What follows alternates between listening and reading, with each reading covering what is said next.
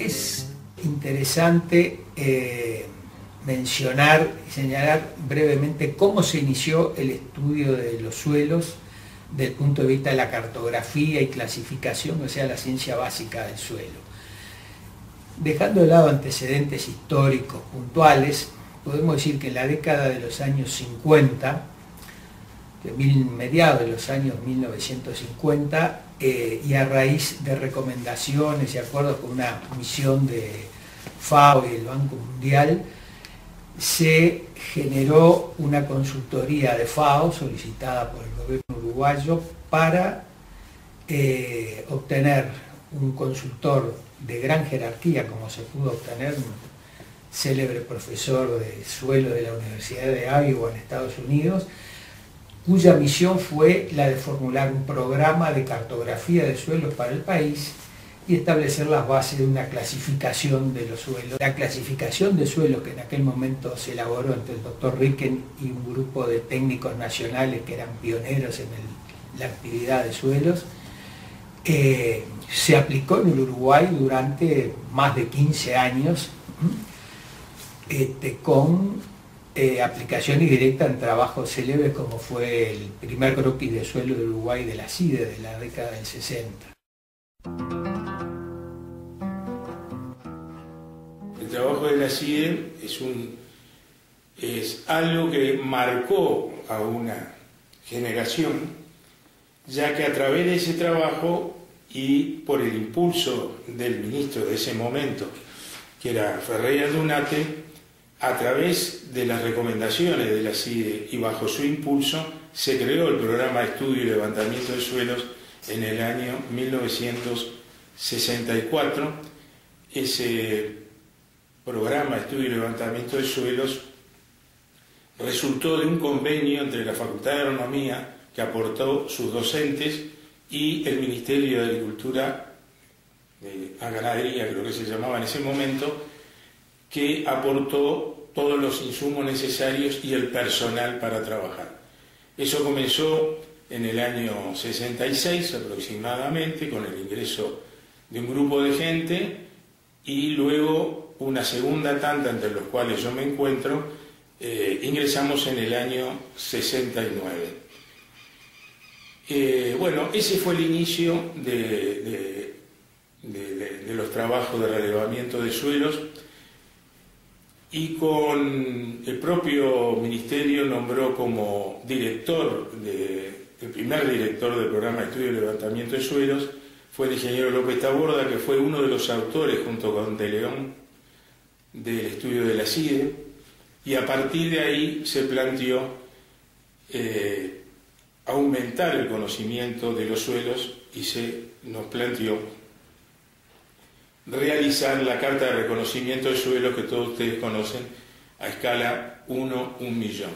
La CIDE, digamos, elaboró ese bosquejo, digamos, en el cual participaron De León y López Taborda, y fueron los autores, digamos, y con posterioridad a eso, entre las recomendaciones, digamos, del estudio de la CIDE, del trabajo de la CIDE, era, digamos, continuar esos trabajos, para lo cual se montó esta oficina. Y yo quiero recalcar eso, ¿no? Que fue una oficina de un grado de excelencia muy alto, ¿no? Porque así como decía que la entrada los términos era por concurso, además había un curso de nivelación en el uso de planos topográficos, de fotos aéreas, de fotointerpretación, o sea, de trabajar con lentes telescópicos, después de las descripciones de campo, en fin. Todo eso, hubo un curso de nivelación, digamos, que permitió formar lo que nosotros en ese momento todo el mundo conocía como los mapeadores. Éramos los mapeadores del suelo. En esos años es importante decirlo que había una visión o una estrategia muy clara de parte, en este caso del director López Taborda, y junto con los docentes de facultad, algunos de los cuales, bueno, todos los tuvimos como docentes, que fueron De León, Artigas Durán, Kaplan. Eso por el lado de los edafólogos propiamente dicho. Hubieron geólogos de la categoría de Bossi, Elizalde, Fernández, y ahí se formó un grupo de trabajo interdisciplinario que realmente yo no creo que vuelva a repetirse.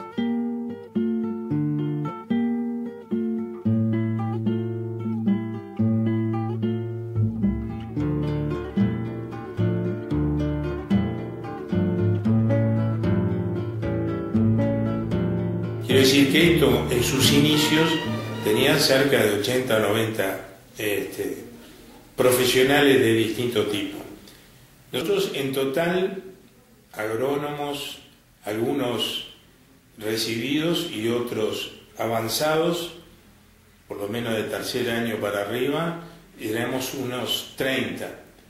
Pero junto con esto también había un laboratorio que funcionaba muy bien de caracterización de suelos, que también tuvo la participación de docentes de la Facultad de Agronomía, como fue Tobler, Dotti, y una cantidad de laboratoristas, que yo ya no me acuerdo el número, pero no eran menos de 15, un conjunto de dibujantes, porque en aquel momento las cartas de suelos eran en papel, que aproximadamente debían ser otros 10 o 15, un grupo de fotointérpretes del uso del suelo, que también eran de un número aproximado, más los geólogos, que me refería al principio, o sea que eso formaba un grupo humano muy importante que trabajó en forma interdisciplinaria muy bien.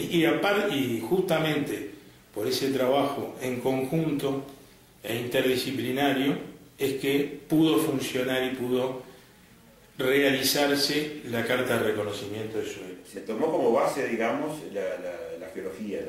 Se formó 5 grandes zonas a nivel del país. El basalto, lo que es el Gondwana, que es toda la región del noreste, el litoral sur y centro, litoral oeste y centro, el cristalino y el este, ¿no? Y cada una de esas zonas estaba conformada por 3 o 4 ingenieros y algunos técnicos agropecuarios también. Había que tomar la foto aérea, fotointerpretarla, tirar rayas y límites y cosas, elaborar hipótesis a partir de eso, a partir de los conocimientos básicos de suelo, de la geología, de geología, geomorfología, en fin, y después confrontarlos con las salidas al campo. Y después de repente uno volvía del campo y estaba todo mal aquí, había que empezar de vuelta y buscar prueba y error y demás, hasta que bueno, se conformó, digamos, lo que sería, digamos, el primer trabajo que fue el Cognac. Que desde el punto de vista agronómico, digamos, yo creo que todo el trabajo de Cognac fue, digamos, un aporte importantísimo, digamos, para la economía del país y para el sector agropecuario y aparte de investigación nacional agronómica. Como producto, digamos, fue que surgió la Carta de Reconocimiento del Suelo del Uruguay, Carlos Millón, y la clasificación del suelo del Uruguay aún vigente, ¿no? Claro. Que esos fueron 2 hitos también importantes, digamos, esos grupos de mapeadores, y creo que en homenaje a ellos, que me parece que es justo decirlo, ¿no? Al mismo tiempo de hacer la Carta de Reconocimiento, también se hizo una clasificación de suelos sustituyendo a la anterior en el año 76, pero digamos, la Carta de Reconocimiento de Suelo fue uno de los aspectos claves en esto. Nosotros trabajamos en base a otros trabajos más detallados que se habían hecho anterior, y acá quiero destacar uno de los trabajos más importantes de cartografía del suelo, en los cuales se formó un grupo importante de gente, entre ellos yo también, el proyecto de la FAO y las Naciones Unidas del estudio de suelo de la cuenca de la Laguna Merín. Ese estudio de suelos, anterior a la Carta de Reconocimiento, formó a un grupo de técnicos.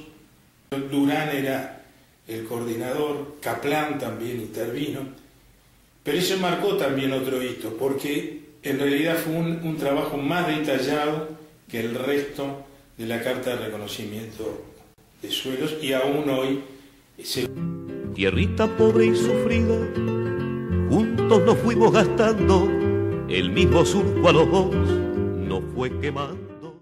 Arranqué interesándome en suelos por esa razón, por el curso, la relación con De León, la relación con los demás, entre otros Palito Durán, Kaplan y después algunos otros. Pero después que en la primera etapa, bueno, en mi caso fue interesarme en los suelos como suelos, que por supuesto 2 años antes no sabía ni que existían. Mi inclinación fue hacia el manejo y la conservación de los suelos, o sea, como un uso práctico del conocimiento del suelo, aún dentro de facultad. Pero después, salido de la facultad y dedicado a tener que hacer las cosas en la agricultura de un predio real, bueno, todos esos problemas de laboreo y conservación de suelo adquirieron otra magnitud, vamos a decir así, por el hecho de que hay que hacerlo, hay que aplicarlo. Ya no es una teoría, no es una explicación, no es un enunciado de principios, sino una ejecución. Y ahí entonces empezó, en esa época además el laboreo estaba descontado, agricultura era con laboreo, la eliminación del laboreo no existía ni en el horizonte lejano. Entonces, bueno, ¿cómo manejarnos con laboreo tratando de minimizar los problemas? Y bueno, y ahí llegó unos cuantos años, diferentes opciones, digamos, de buscar un método, una manera, usando el laboreo, reducir los problemas de erosión. Pero todo eso se desarrolló haciéndolo, entonces se probaba una cosa, se encontraban los problemas, se trataban de resolver, se buscaba, y así medio tipo prueba y error fue llegando a cierta cosa que era ese tipo de laboreo en fajas casi a nivel, como le nombraba yo.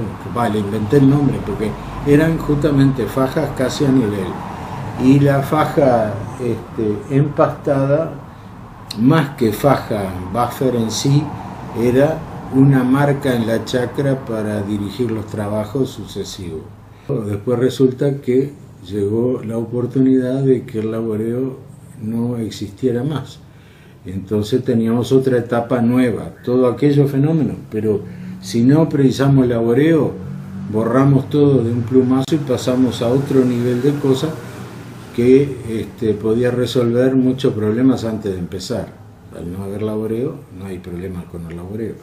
Entonces eso fue la siembra directa, que cuando se empezó a manejar la idea de la siembra directa, surgió el AUCID y toda la relación con APRESID Argentina y con los brasileros, que fueron con los cuales se tuvo intercambio en ir probando o desarrollando una técnica de siembra directa que también fuera adaptada a las situaciones reales, porque teníamos los ejemplos de Brasil, los ejemplos de Argentina, pero el Uruguay es diferente. Y bueno, y eso fue el principio de AUCID, donde nos dedicamos a eso, a hacer en condiciones de producción, por prueba y error, ir desentrañando lo posible, los problemas, etcétera, etcétera, de un sistema de siembra directa que no tenía antecedentes para nosotros. Ahora, con la venida de los argentinos a hacer agricultura al Uruguay con grandes volúmenes, y que también traían la técnica de la siembra directa, seguro el tema se expandió de manera, diría yo, media explosiva. Después acá, seguro, el problema en el Uruguay fue que no es la Argentina. Entonces muchas de las cosas que funcionaban en la Argentina, acá empezamos a tener problemas, por aquello de que los suelos existen y no son iguales. Y si uno se cree que el suelo es la tierra que está arriba, pero adentro hay muchas cosas que cambian el funcionamiento, y ahí hubieron problemas importantes, pero a los golpes siempre se aprende, y de a poco se fueron superando esas cosas, esos, diría yo, entre comillas, errores por desconocimiento de una realidad justamente edafológica diferente. En medio también de las movilizaciones del 68, huelgas, un día me invitó Ricardo Beirano de Microbiología a ir a sembrar ensayo a Rocha acompañaron unos muchachos que eran La Bandera y Sicardi, Margarita Sicardi, a un ensayo inoculante. Y allá el regional del plan, que era un pibe muy jovencito, que era Diego Paisé, en el almuerzo me dijo que si él tuviera la oportunidad se metería en edafología. Y bueno, eso fue lo que hice. Después fui a Paysandú, aparte de acá, digamos, el entusiasmo de luego de Kaplan enseñándome con muchos más. Pero fui a Paysandú en el 70-71, tuve clases con Marchesi, y su lógica, su manera de pensar y su manera de encarar la agronomía y el manejo de suelos y cultivos realmente fue lo que terminó de orientarme en este asunto. De ese inicio, una de las cosas que me adjudicaron, y en parte era porque había un éxodo de gente, sobre todo hacia Línea, se iba Sergio Labella, y Marchesi, entre otras cosas, le dio de bandido para no venir a dar las clases de agua en el suelo. Me entusiasmó que yo las preparara, las podía dar yo, y yo, siendo ayudante honorario, estuve a cargo de teórico del agua en el suelo, que eran unos temas más complicados, porque recién concursé en el año 72, tuve la oportunidad de concursar por un grado 1 después de mi vuelta de Paysandú. Entonces, de alguna manera, también no había nadie en el grupo de acá en la facultad que hiciera las casi culinarias tareas de física del suelo, que digamos de precisión tienen tampoco, aunque conceptualmente son muy interesantes. Y bueno, y fue que empecé a medir cosas como densidad aparente, buscar formas de medir usando la vieja camioneta negra y el perforador hidráulico ese que habrán visto en algunas fotos. Con eso hice mi tesis, junto con Kaplan, método para medir con eso densidad aparente, macroporosidad, microporosidad. Y resulta que en un concurso más adelante para el CIAB, me conoce Lavalleja Castro y había visto una publicación de un trabajo hecho sobre ensayo de papa, Raufetti y Canale en La Bruja, que yo hacía la medida de propiedades físicas, y me invitó para involucrarme en los ensayos de larga duración de Astanzuela, y de ahí salieron los estudios de física de suelo que hice allí, que ya ha ido Lavalleja Castro del país, se plasmaron en aquella miscelánea, creo número 24, rotaciones, en uno de los dos artículos con Roberto Díaz y el Mono Bozano, resumiendo eso. Pero entre medio de todo eso, en vez de meterme en el CIAB, que tenía la oportunidad de haberlo hecho, como la Duma iba a ser incorporada por el CIAB, se entendió que era lo mismo, entonces me quedé trabajando en la Dirección de Uso y Manejo del Agua, y ahí involucrado en los que se preveía que tenía que hacer estudios de medición, de escurrimiento, infiltración por lado de agua y erosión por lado de suelo. De ahí surgieron el proyecto de parcelas de escurrimiento y algunas cuencas experimentales. En realidad a mí me tocó poder llevar adelante los dos primeros sitios iniciales, el de Aguas Blancas junto con Guillermo Cardelino y Luis Rovira, la ayuda de Laval desde la Dirección de Suelo al principio, y después en la Estanzuela con Roberto Díaz, desde luego, Walter Bellen, que empezaba su trabajo en aquellas épocas por allá.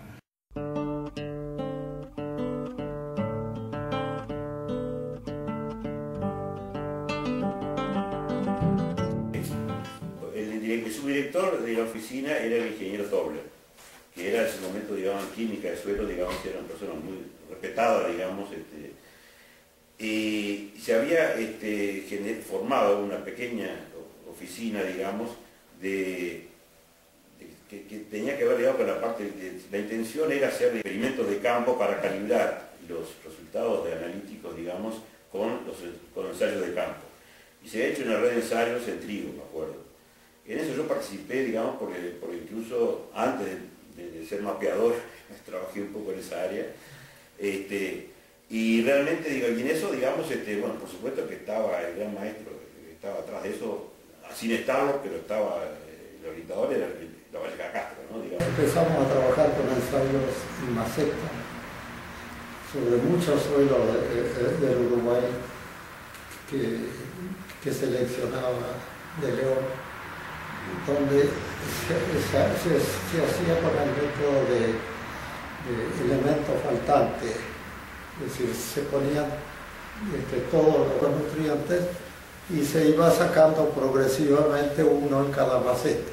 Llegábamos a la casa del productor, que había sido elegido por los agrónomos regionales, y bajábamos la máquina, que al final la bajábamos, solo la estábamos alambrada, y bajábamos el fertilizante, había que zarandearlo porque los fertilizantes de aquel tiempo venían apelotonados, ¿no? Y hacíamos el ensayo. Cuando llegaba la cosecha, íbamos con el agricultor, hacíamos un corte al medio de cada parcela, esperábamos un tiempo estándar, cortábamos la otra, íbamos embolsando aparte y después pesábamos. Nos habíamos especializado que hacíamos un ensayo por día prácticamente, antes de que entrara el CIAC. Después el programa fue transferido al CIAC. Yo estaba muy influido por la ley farming y la renovación. Y de ahí nació la idea también de la ensayo de rotación. Una cosa que aprecié enseguida en la estanzuela era el personal de apoyo, ¿no? Que era excepcionalmente, ¿no? Estos alemanes habían organizado muy bien. La gente sentía orgullo de su trabajo. Me acuerdo que en los primeros ensayos yo marcaba las estacas, clavaba más o menos, ¿no?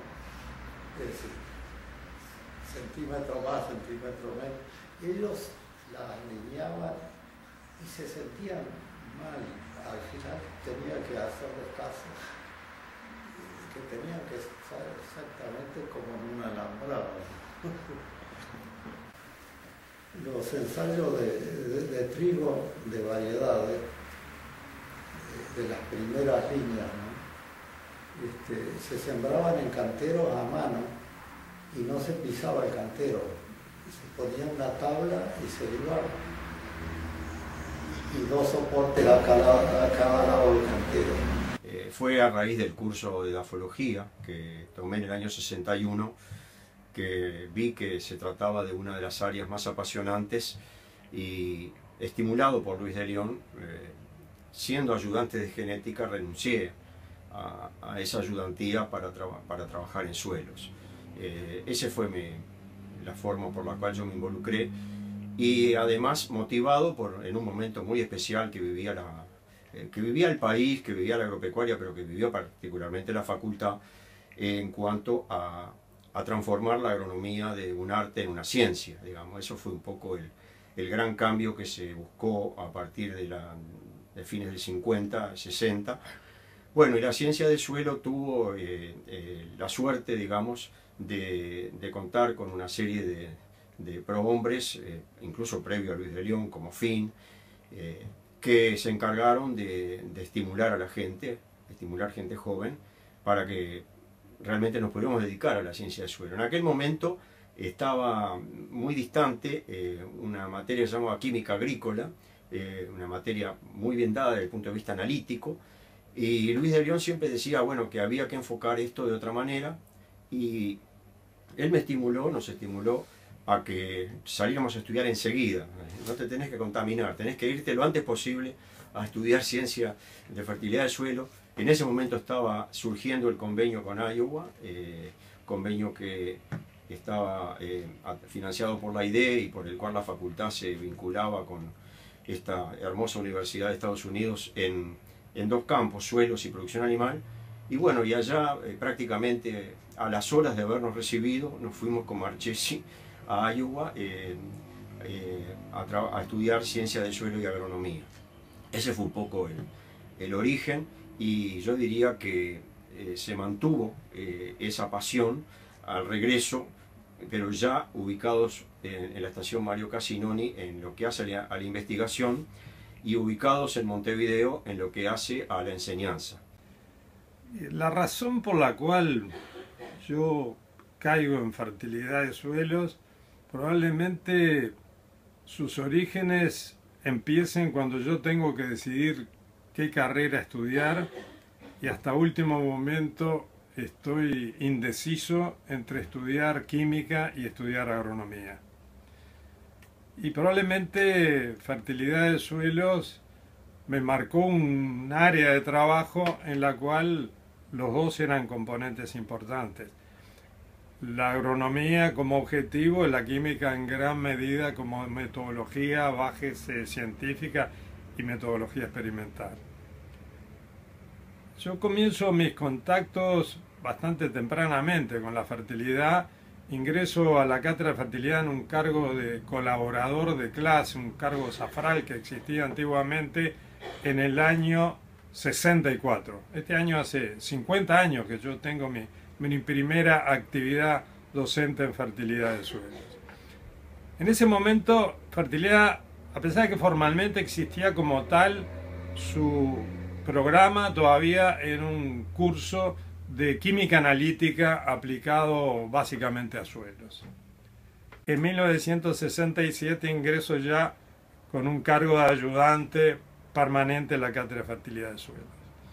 Y al año siguiente se da el cambio cualitativo más importante, pues regresa Rabuffetti de Estados Unidos con su maestría en fertilidad de suelos y se comienza a dictar un curso realmente con contenido de fertilidad de suelos. Paralelamente a ese impacto docente se empieza a encarar lo que podríamos decir la primera gran línea de investigación en fertilidad de suelos, que significaba instalar redes de ensayos en los principales cultivos para tratar de caracterizar la respuesta.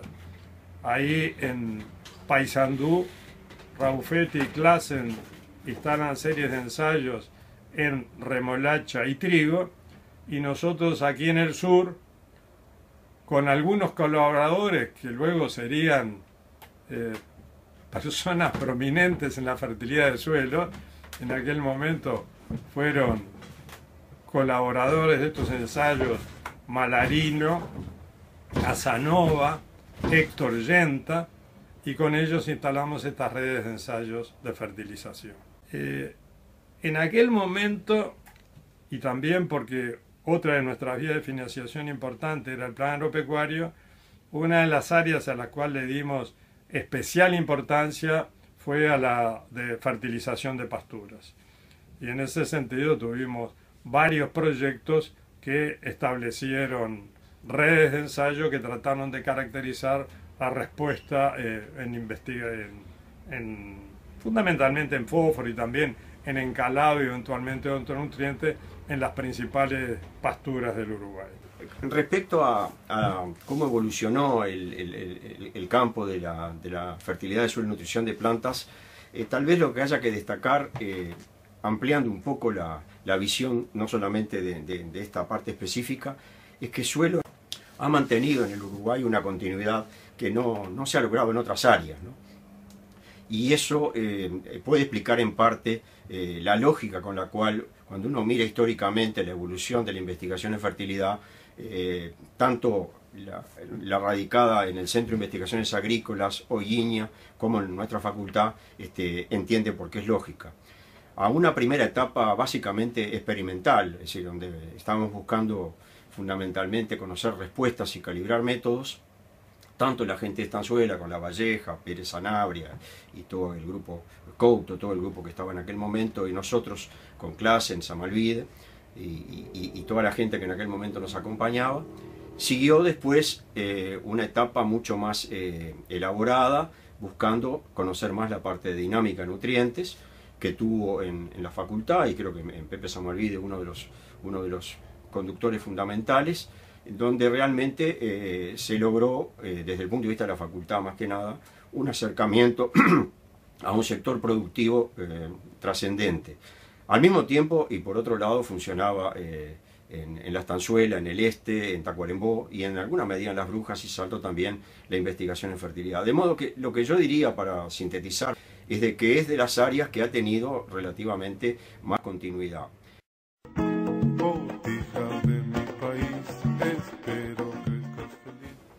Una cosa interesante a tratar de transmitir a las nuevas generaciones que obviamente no lo vivieron era el ambiente de expectativa de desarrollo agrícola que había en los años 60 del siglo pasado.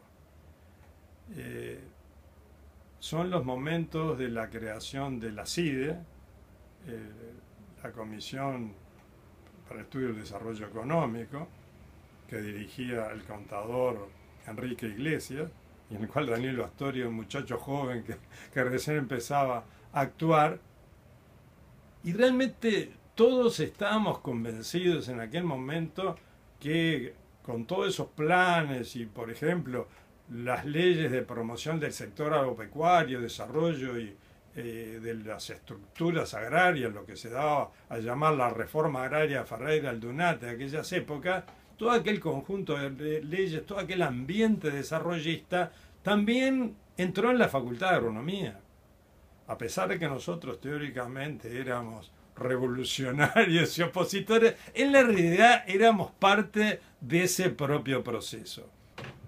Y nosotros, como parte de ese proceso, vivíamos una mística de que nuestra obligación como ciudadanos conscientes de nuestras obligaciones sociales era lograr una mejora técnica de la Facultad de Agronomía y que la facultad se pusiera al nivel que le iba a exigir aquel desarrollo agropecuario que supuestamente iba a haber. En aquel momento la facultad confió en 3 personas de 26, 25 y 24 años, si habrá que confiar a la gente joven, ¿no?, para que armaran el curso de fertilidad. Éramos Pepe Samalvide, Norbert Clasen y yo, y para que armáramos el esquema de investigación, que en el caso de Paysandú estuvo totalmente integrado a manejo de suelos y cultivos, liderado por Marchesi, integrado además de Clasen y nosotros por el inolvidable y querido compañero Ernesto Beltramini. Ese fue un poco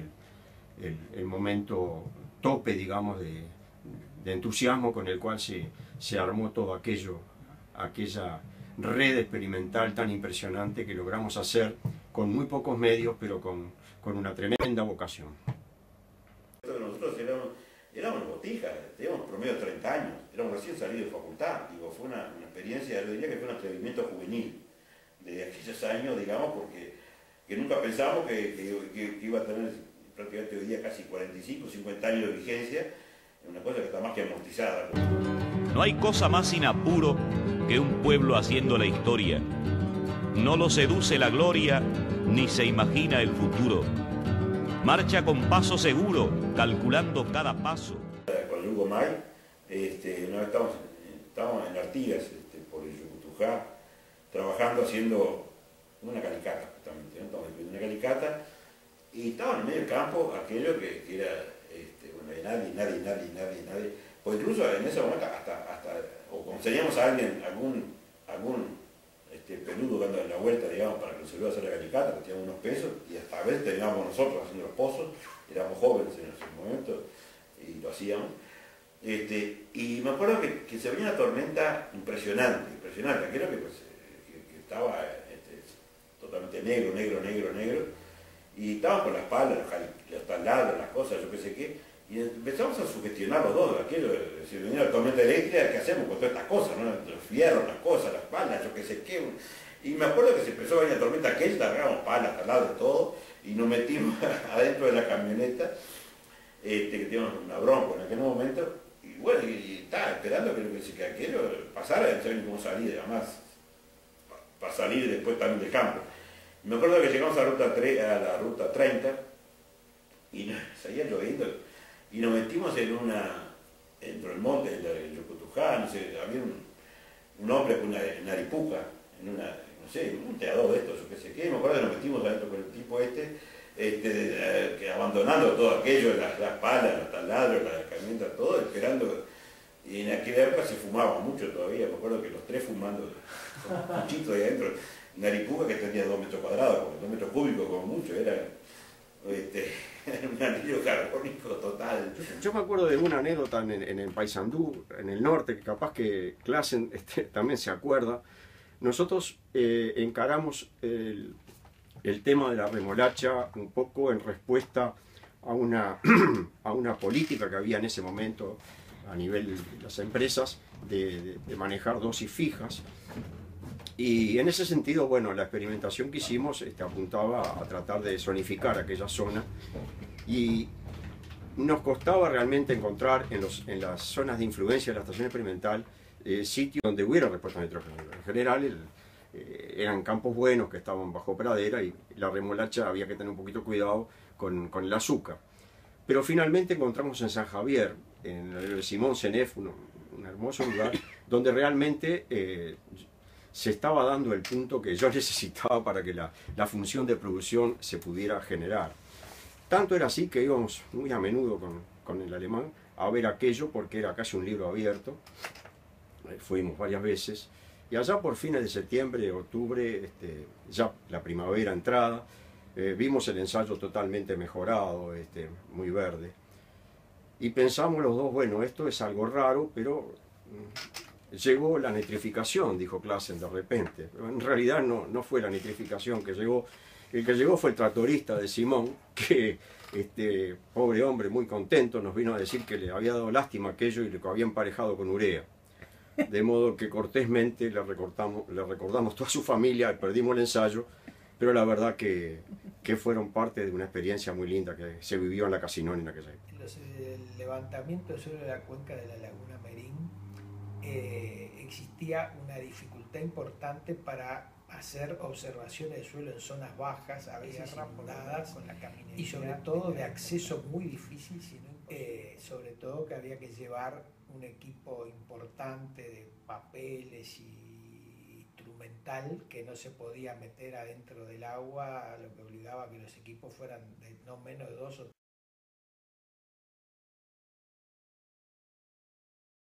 3 personas para poder sostener materiales que tenían que estar permanentemente en brazos porque no se podían depositar en tierra como en las zonas más secas. En un momento, a través del proyecto, se obtuvo la posibilidad de utilizar una lancha automóvil que permitía desplazarse por el agua de la laguna Merín, desembarcar en algunos puntos de la costa accesible y ahí caminando pocos metros en realidad se accedía a las zonas húmedas, inundadas, de bañados que desde tierra eran extremadamente difíciles de acceder. La lancha que se utilizaba tenía característica de no tener una hélice sino una turbina al estilo de los aviones a reacción que absorbía el agua por un lado y lo expulsaba por el otro impulsando a la lancha. Estando bastante lejos del lugar donde debíamos retornar, que era en la zona del balneario Río Branco, comprobamos que el combustible se había gastado hasta tal punto que difícilmente pudiera dar para regresar al punto de partida. Por lo cual, en vez de navegar a lo largo de la costa, decidimos cruzar directo por el centro de la laguna en línea recta porque la distancia era menor. Cuando habíamos hecho quizás un 65-70% del recorrido, el motor se detuvo en el medio de la laguna por falta de combustible y pensando qué hacer, éramos 5 a bordo de la lancha, recuerdo que miraba el manual en inglés a ver si había alguna indicación que hubiera un tanque de reserva, que alguien dijo, es imposible que una lancha de este tipo no tenga un tanque de reserva. Finalmente se encontró algo, se tocaron algunos botones y de golpe la lancha retomó la marcha hasta llegar a unos 100 metros de la costa, donde hubo que bajarse y con el agua por la cintura terminar de remolcarla con una cuerda. Recuerdo que cuando estaba en medio de la laguna alguien decía, ¿cuánto tiempo tardarán en ubicarnos donde estamos para venir a rescatarnos. Mientras que otro decía, no hay problema porque el viento sopla hacia el este, por lo tanto nos va a llevar a la costa brasileña, que es un arenal desolado donde probablemente hubieran demorado unos cuantos días más, dado que nadie sabía exactamente a dónde habíamos ido a hacer observaciones de suelo, en una época que no había ni GPS, ni telefonía celular, ni instrumental de esa naturaleza. No tuvo un mal fin, pero no dejamos de pasar un mal rato.